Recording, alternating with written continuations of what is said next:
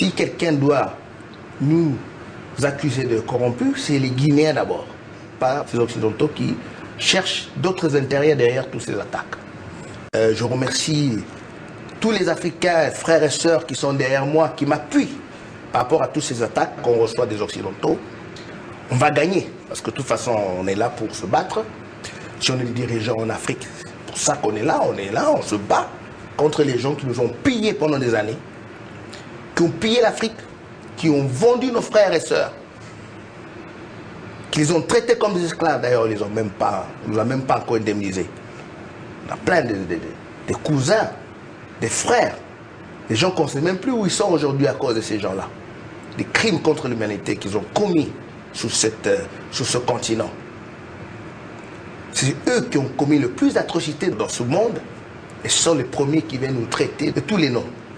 Des dictateurs, des voleurs, machin. Mais qui est plus voleur dans toute cette histoire? C'est pas eux qui nous volent toute la richesse d'Afrique. Donc franchement, moi, je ne veux pas allonger cette histoire, continuer. Je pense que aujourd'hui, nous sommes dans une position assez forte et je suis confiant que cette victoire, on va la gagner. Et puis voilà, parce que cette victoire, c'est moi qui la gagne et avec toute l'Afrique entière avec moi. Donc on va les battre, on va les gagner et c'est tout. Donc on va tenir fort contre tous ces attaques de ces impérialistes. Merci.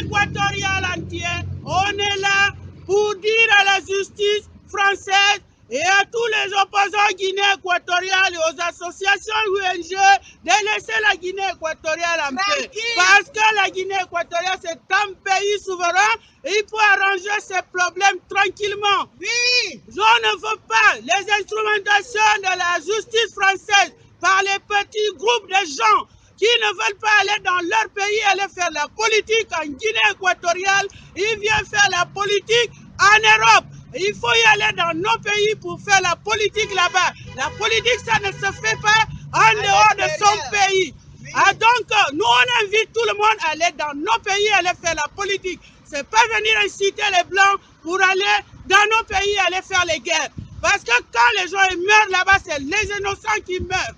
Donc arrêtons de faire n'importe quoi quand on est en Europe. Guinée équatoriale, aïe! Le salaire annuel de M. Teodoro Nguema Obiang est de $6 000 par an et il a un patrimoine estimé à plusieurs dizaines de millions d'euros. Et on n'a pas envie que la France serve de refuge à des avoirs d'origine criminelle.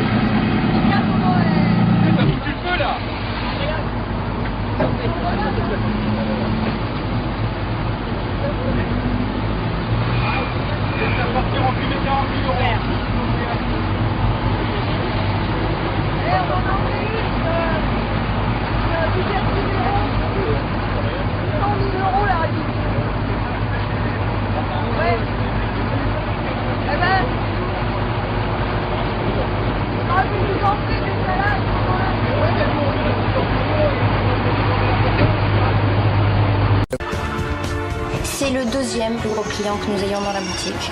Alors, vous pouvez pas passer ici à l'hôtel? Tout le monde est à ses pieds, les bijoutiers, les couturiers, tout le monde. Parce qu'il a le pouvoir de l'argent. Il a des milliards. Donc personne dit non. Les trafiquants de drogue, escrocs ou même dictateurs, et ils blanchissent leur argent dans des produits de luxe. Ça, c'est l'ambassadeur de la Guinée équatoriale. Regarde-le, lui. Il bouffe. Salut, je viens faire le point des voitures qu'on a saisies. Ça ira pour financer des écoles, des routes, au même titre que les impôts et tout le reste. C'est une recette publique. C'est la suite royale de 2 salons. Ce sont des accusations infondées qui n'ont aucune base, c'est seulement pour déstabiliser le pays. Vous savez, les Occidentaux nous cherchent à nous déstabiliser depuis des années. Ils ont envoyé des mercenaires, ils ont financé des coups d'État. Et ils ne s'arrêtent pas. Chaque année, à chaque moment, ils ne dorment pas. Parce que pour eux, la Guinée équatoriale est un pays qui a beaucoup de richesses et que ce n'est pas normal que les Africains puissent gérer eux-mêmes leurs propres richesses. J'ai rien fait. Il n'y a rien contre moi. Ce sont des accusations fausses, hein, comme tout le monde le sait, c'est de la fabrication que les Occidentaux sont en train de faire contre nous depuis des années. On accuse la Guinée équatoriale d'être un pays corrompu, que tous les dirigeants de la Guinée équatoriale sont des corrompus, mais où sont les preuves? Où sont les preuves? Quand on accuse, il faut avoir les preuves. Ce n'est pas à l'étranger, à l'Occident, qu'on va commencer à crier haut et fort et dire voilà, tous les dirigeants de la Guinée équatoriale sont tous des corrompus. Ils sont ici en Guinée équatoriale avec nous.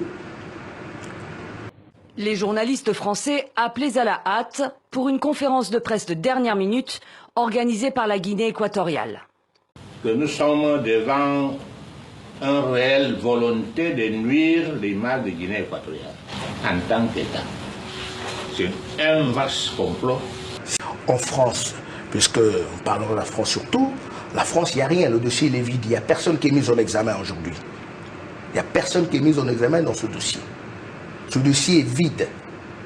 Et moi, je ne peux pas me comparer devant un juge en France, surtout moi je ne suis pas français. Je n'ai pas fait d'affaires en France. Je n'ai pas fait d'affaires avec un Français. J'ai juste un but en France.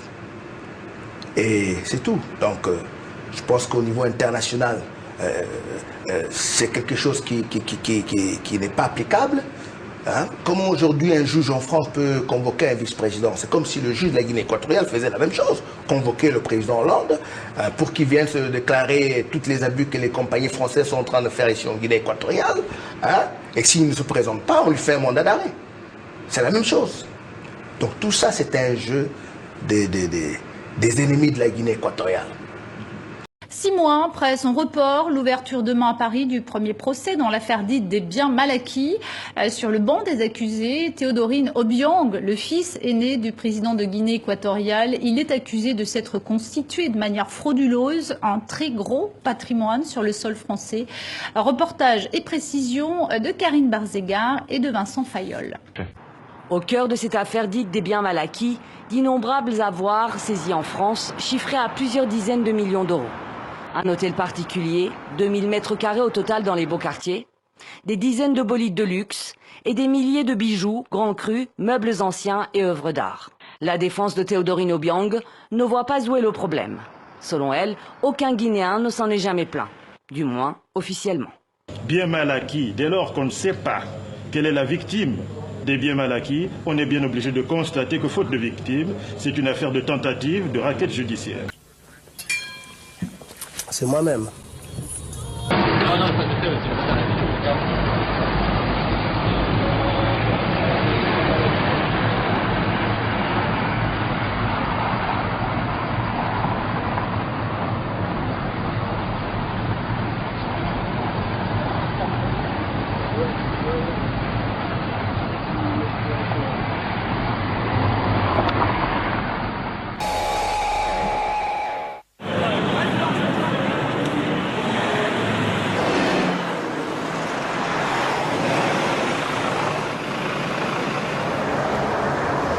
Bonsoir et bienvenue dans Enquête exclusive qui s'intéresse ce soir à l'argent du crime. Escrocs, dealers, trafiquants d'armes, ils blanchissent leurs revenus en investissant dans l'immobilier, mais aussi dans des voitures de luxe ou des yachts. Un complot, et pourtant le dossier repose sur une enquête approfondie du parquet financier. 10 ans d'informations et de procédures. Théodorine Nguema Obiang, fils du président Obiang et vice-président de la Guinée équatoriale, semble acculé. Les chefs d'accusation, blanchiment d'abus de biens sociaux, détournement de fonds publics, abus de confiance et corruption. C'est une politique néocolonialisme. J'ai rien fait. Il n'y a rien contre moi. Ce sont des accusations fausses, hein, comme tout le monde le sait. C'est de la fabrication que les Occidentaux sont en train de faire contre nous depuis des années. Au départ, on a dit que c'était l'argent du pétrole. Qu'ils aillent demander aux compagnies américaines, ExxonMobil, toutes ces grandes compagnies pétrolières qui sont ici, qui leur demandent pour voir où est-ce qu'ils nous donnent cet argent. Ce sont des accusations infondées qui n'ont aucune base, c'est seulement pour déstabiliser le pays. D'abord, je félicite la direction de l'Interpol. C'est une décision courageuse. Sachant que derrière tout ça, on sait qui sont les gens qui sont en train de manipuler toutes ces attaques, ces grandes puissances, en utilisant les ONG.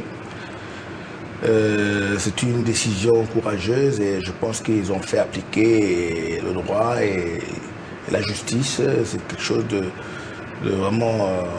C'était une décision importante et juste pour... surtout une première, parce que Interpol a démontré qu'on ne peut pas attaquer, bafouer les lois. Pour les ONG Sherpa et Transparency International France, à l'origine de la plainte, parler de complot, c'est une diversion. À partir du moment où vous avez un renvoi devant un tribunal correctionnel, il est difficile de considérer que vous êtes dans une stratégie de diabolisation et dans une fictivité des faits qui sont reprochés. Ce sont des accusations infondées qui n'ont aucune base, c'est seulement pour déstabiliser le pays. Vous savez, les Occidentaux nous cherchent à nous déstabiliser depuis des années. Ils ont envoyé des mercenaires, ils ont financé des coups d'État. Et ils ne s'arrêtent pas. Chaque année, à chaque moment, ils ne dorment pas. Parce que pour eux, la Guinée équatoriale est un pays qui a beaucoup de richesses et que ce n'est pas normal que les Africains puissent gérer eux-mêmes leurs propres richesses. Notre dernière question, jusqu'à présent, l'instruction en ce qui concerne ce qu'ils appellent les biens mal acquis n'est pas bouclée, le juge d'instruction n'a pas fini. Mais paradoxalement, vos biens en France sont mis aux enchères. Face à cette contradiction, Excellence, qu'est-ce que vous pouvez nous dire? Moi, je peux vous dire que, d'abord, le juge de France, les deux juges français, ce sont des, comme on peut le dire, des marionnettes. Parce qu'en réalité, moi je connais très bien le dossier, ce sont les Américains qui sont derrière. Parce que les accusations, toute la procédure a commencé à partir des États-Unis. Et les États-Unis ont demandé de l'aide à la France. Moi, je les copie, j'ai copie de la lettre. Si vous voulez, je peux vous la faire parvenir. Je peux la publier, il n'y a pas de problème. Les États-Unis ont demandé de l'aide à la France. Et la France a accepté. Et donc aujourd'hui, tout ce qui est en train de se faire, c'est une procédure qui est faite d'une façon... ils travaillent en main dans la main pour essayer de changer d'informations pour avoir assez d'arguments pour pouvoir gagner les procédures contre moi. Au départ, on a dit que c'était l'argent du pétrole. Qu'ils aillent demander aux compagnies américaines, ExxonMobil, toutes ces grandes compagnies pétrolières qui sont ici, qui leur demandent pour voir où est-ce qu'ils nous donnent cet argent. Ce sont des accusations infondées qui n'ont aucune base, c'est seulement pour déstabiliser le pays. J'ai rien fait. Il n'y a rien contre moi. Ce sont des accusations fausses, hein, comme tout le monde le sait, c'est de la fabrication que les Occidentaux sont en train de faire contre nous depuis des années. On accuse la Guinée équatoriale d'être un pays corrompu, que tous les dirigeants de la Guinée équatoriale sont des corrompus, mais où sont les preuves? Où sont les preuves? Quand on accuse, il faut avoir les preuves. Ce n'est pas à l'étranger, à l'Occident, qu'on va commencer à crier haut et fort et dire voilà, tous les dirigeants de la Guinée équatoriale sont tous des corrompus. Ils sont ici en Guinée équatoriale avec nous. sont trafiquants de drogue, escrocs ou même dictateurs et ils blanchissent leur argent dans des produits de luxe. Ça, c'est l'ambassadeur de la Guinée équatoriale. Regarde-le, lui. Il bouffe. Salut, je viens faire le point des voitures qu'on a saisies. Ça ira pour financer des écoles, des routes, au même titre que les impôts et tout le reste. C'est une recette publique. C'est la suite royale. C'est le deuxième plus gros client que nous ayons dans la boutique. Alors, vous pouvez pas passer ici à l'hôtel? Tout le monde est à ses pieds. Les bijoutiers, les couturiers, tout le monde. Parce qu'il a le pouvoir de l'argent. Il a des milliards. Donc personne dit non.